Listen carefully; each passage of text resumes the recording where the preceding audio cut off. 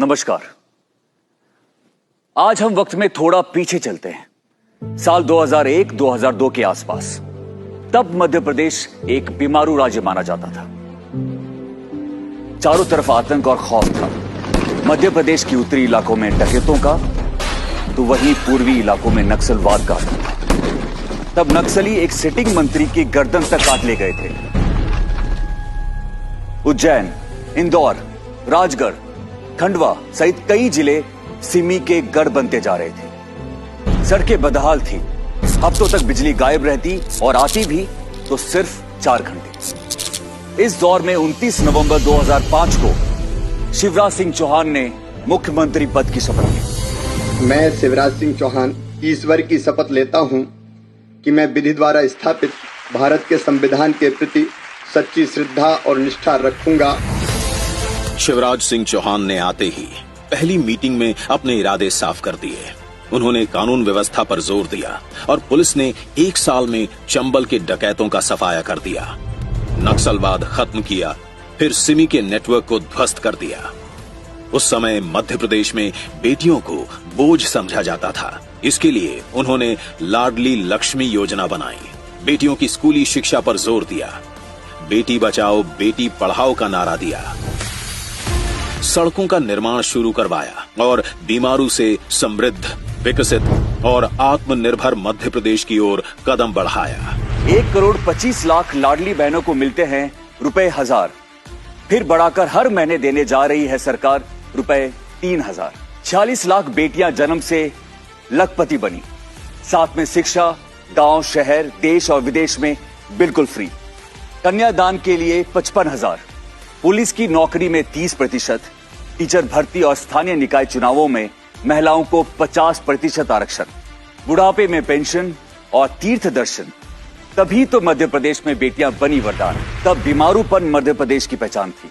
और अब प्रवासी भारतीय सम्मेलन, G20 की बैठकें, खेलो India youth games, global investor summit और इंटरनेशनल लिटरेचर फेस्टिवल जैसे भव्य आयोजनों से मध्य प्रदेश की छवि देश और दुनिया में उज्जवल हुई है। तब हमारी ऊर्जा क्षमता करीब 5000 मेगावाट थी, जो अब बढ़कर 29,000 मेगावाट से अधिक हो गई है। आज एमपी के रीवा सोलर प्लांट की बिजली से दिल्ली मेट्रो चलती है। अब प्रदेश में सिर्फ 60,000 किलोमीटर सड़कें थीं। अब 5 लाख किलोमीटर से अधिक शानदार सड़कें हैं, जो उद्योग धंधे दम तोड़ रहे थे। आज उनमें रौनक वापस लौट आई है। कई किसान अब साल में 3 फसल उगाते हैं। तब और अब का फर्क साफ दिखता है। तब खाद्यान्न उत्पादन मात्र 159 लाख मीट्रिक टन था, जो अब बढ़कर 619 लाख मीट्रिक टन हो गया है। तब प्रदेश में प्रति व्यक्ति वार्षिक आय लगभग 12,000 रुपए थी और अब 1,40,000 है।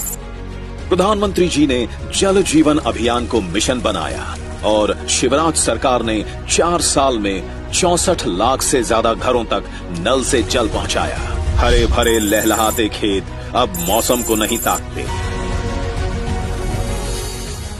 तब हमारे किसान, साहूकार, बैंक लोन और किस्तों के चंगुल में फंसे हुए थे। बैंक डिफॉल्टर का कलंक उनके सर पर था।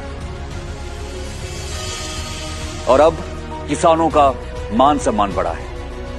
आज 80 लाख से ज्यादा किसानों को मिलते ₹12,000 हैं। तभी तो फसल उत्पादन 5 गुना से ज्यादा बढ़ा है। पहले प्राकृतिक आपदा में फसल नुकसान पर बीमा का प्रावधान नहीं था। अब पिछले 3 साल में शिवराज सरकार द्वारा 20,000 करोड़ रुपए से ज्यादा की राशि फसल बीमा के रूप में दी गई है। शिवराज सरकार की 18 साल की मेहनत रंग लाई और मध्य प्रदेश के 1,36,00,000 लोग गरीबी रेखा से बाहर आए। 5 करोड़ से ज्यादा गरीबों को मुफ्त राशन, 44 लाख गरीब परिवारों को अपना घर, 6,25,000 गरीब बेटियों का कन्यादान, बुजुर्गों को 3,600 करोड़ रुपए का पेंशन।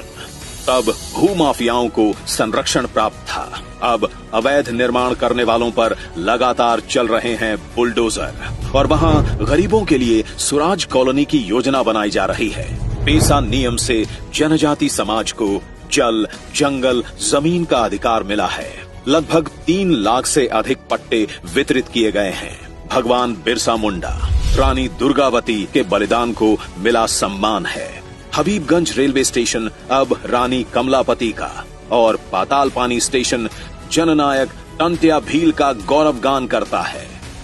बैगा, सहरिया, भारिया परिवार की महिलाओं को पौष्टिक आहार के लिए हर साल 300 करोड़ रुपए देती है सरकार। सीखो कमाओ योजना, लाडली बहना योजना। पिछली सरकार में छात्रों के लिए बंद हुई लैपटॉप योजना दोबारा शुरू की। सीएम राइस स्कूल शुरू होने से क्वालिटी एजुकेशन का नया युग प्रारंभ हो रहा है। 4,26,000 से अधिक बच्चे देश विदेश में पढ़ाई कर रहे हैं और इनकी फीस सरकार भर रही है। फर्स्ट आने पर बच्चों को ई स्कूटी और 70% से ज्यादा मार्क्स लाने पर लैपटॉप के लिए 25,000 रुपए मिल रहे हैं। तब 2002 में मध्य प्रदेश में केवल 5 मेडिकल कॉलेज थे, अब हैं 24। आयुष्मान भारत योजना से 3,62,00,000 प्रदेशवासियों को 5 लाख तक का मुफ्त इलाज मिल रहा है। 2,000 से अधिक एम्बुलेंस गंभीर मरीजों, गर्भवती महिलाओं और दुर्घटना के मामलों में संजीवनी का काम कर रही हैं। आज नीतियां स्पष्ट है, नीयत साफ, इरादे नेक और दिशा सही है। तभी तो जनता साथ है। तभी एक बीमारू राज्य आज एक बेमिसाल राज्य बन रहा है। यही तो है हमारा मध्य प्रदेश।